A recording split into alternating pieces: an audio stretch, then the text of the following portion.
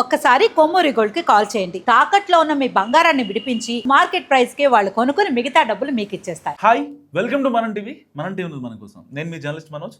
ట్రెండ్కు తగ్గట్టు కాషాయం ట్యూన్ అవుతుంది.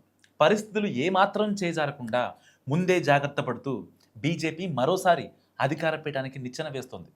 సో మరీ ముఖ్యంగా జెన్జీకి దగ్గర కావాలని ప్రధాని మోడీ కమలం నేతలు సూచించారు.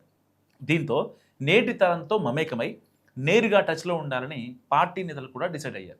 యూనివర్సిటీలకు వెళ్లాలని ప్రధాని చేసిన సూచనను తూచా తప్పకుండా పాటించే దిశగా తెలంగాణ బీజేపీ నేతలు కూడా అడుగులేస్తున్నారు. అందుకే విద్యార్థి సమస్యల మీద ఫోకస్ చేస్తున్నారు. ఆర్ఎస్ఎస్ పరివార క్షేత్రమైన ఏబీవీపీ విద్యారంగంలో పనిచేస్తుంది.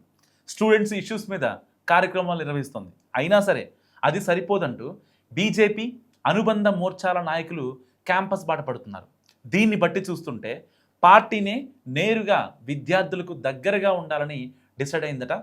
సో వాళ్లను టార్గెట్ చేసుకుంటూ కాంగ్రెస్ విపక్షాలు కార్యక్రమాలు చేస్తున్నాయని, మనం కూడా అదే రేంజ్లో గట్టిగా కౌంటర్ ఇవ్వాలంటే విద్యార్థి యువత కేంద్రంగా కార్యక్రమాలు చేయక తప్పదని డిసైడ్ అయ్యారు కమలం లీడర్స్. సో ఫీజు రీఎంబర్స్మెంట్ బకాయిలపై ఆ పార్టీ పెద్ద ఎత్తున ఉద్యమం మొదలెట్టింది.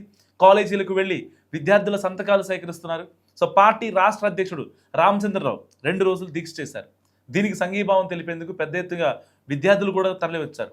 అలాగే జీవో నెంబర్ 97కు వ్యతిరేకంగా పాలిటెక్నిక్ విద్యార్థులు చేస్తున్న ఆందోళనకి బీజేపీ మద్దతు తెలిపింది. వారిని కలిసేందుకు వెళ్లాలనుకున్న రామచంద్రరావుని పోలీసులు హౌస్ అరెస్ట్ చేశారు.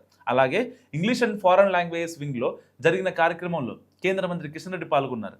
యువ క్రీడాకారులు విద్యార్థులు పార్టిసిపేట్ చేసిన ఖేలో ఇండియాకు అటెండ్ అయ్యారు ఆయన. సో ఈ రకంగా రకరకాల కార్యక్రమాలతో జెన్జీకి దగ్గరగా ఉండేందుకు కాషాయ లీడర్స్ గట్టి ప్రయత్నాలు చేస్తున్నారు.